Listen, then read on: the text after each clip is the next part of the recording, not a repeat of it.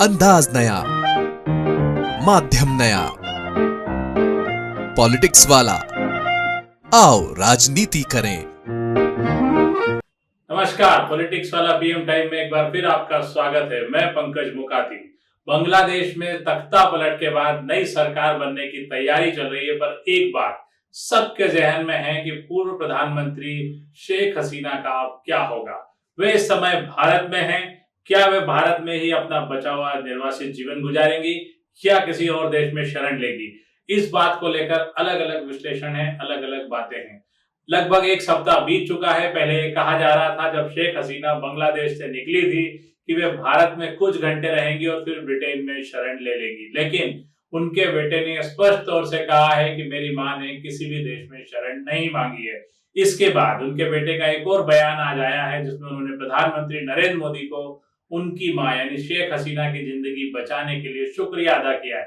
ऐसे में सवाल है कि क्या शेख हसीना अपना बचा हुआ निर्वासन जीवन भारत में ही काटेंगी या किसी अन्य देश में जाएंगी? हालांकि शेख हसीना के साथ बड़ी मुश्किल है। भारत के विदेश मंत्री एस जयशंकर प्रसाद स्पष्ट तौर पर कह चुके हैं कि शेख हसीना का ये अंतिम ठिकाना नहीं है। वे कुछ दिनों के लिए भारत में आई है और उन्होंने जिस ढंग से मदद मांगी थी, हमने उन्हें मदद की थी। तो इसके क्या मायने निकाले जाए कि थोड़े दिन में शेख हसीना को किसी दूसरे देश में जाना पड़ेगा या कोई दूसरा देश उन्हें पनाह देने को राजी नहीं है। अब यहाँ पर देखते हैं कि जो पनाह देने वाले देश अब तक रहे हैं उनकी स्थिति क्या है।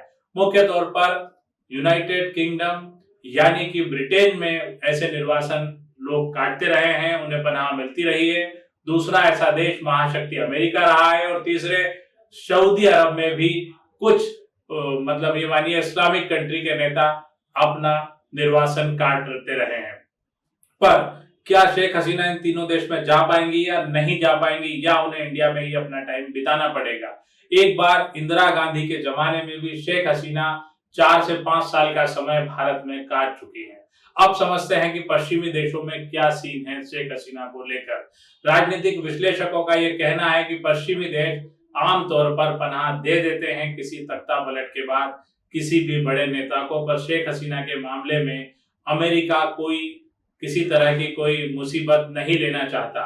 अमेरिका का ये मानना है कि शेख हसीना ने जिस तरह से अंतिम समय तक छात्र आंदोलन को दबाने के लिए सेना का प्रयोग किया है, हिंसा का प्रयोग किया है, और जिस तरह के वीडियो आ रहे थे उसमें साफ दिखाई दे रहा है कि वे हिंसा से सबको दबाकर लोकतंत्र की बात करना चाहती थी, लेकिन उनकी तानाशाही थी, वे लोगों की हत्या करना चाहती थी।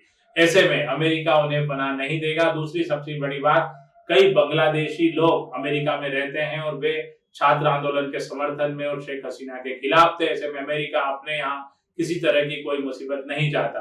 दूसरे भी कोई पश्चिमी देश इस पर हाथ नहीं डालना चाहते। अब बात करते हैं सऊदी अरब की। सऊदी अरब में भी बड़े पैमाने पर बांग्लादेशी रहते हैं और सऊदी अरब भी कहीं ना कहीं बांग्लादेशियों के इन्फ्लुएंस में है। वो भी ये चाहता है कि उसके यहाँ जो बांग्लादेश के नागरिक हैं वे किसी तरह की बगावत ना करें, और वहां पर भी बड़े पैमाने पर शेख हसीना को लेकर नाराजगी देखी गई। तीसरा देश है ब्रिटेन, जो हमेशा इस तरह के काम में आगे रहा है। बड़े नेता वहां पनाह लेते रहे हैं, पर शेख हसीना को ब्रिटेन पनाह क्यों नहीं दे रहा है? इसका कारण यह है कि शेख हसीना के ऊपर जिस तरह से मामले दिखाई दे रहे हैं, उन्होंने जिस तरह से आंदोलन की दबाने की कोशिश की है, जिस तरह का बल प्रयोग किया है, अंतरराष्ट्रीय अदालत में यदि उनका मामला चलेगा तो ब्रिटेन जाने के बाद भी उन पर केस चलेगा और उनकी वहां से गिरफ्तारी हो सकती है।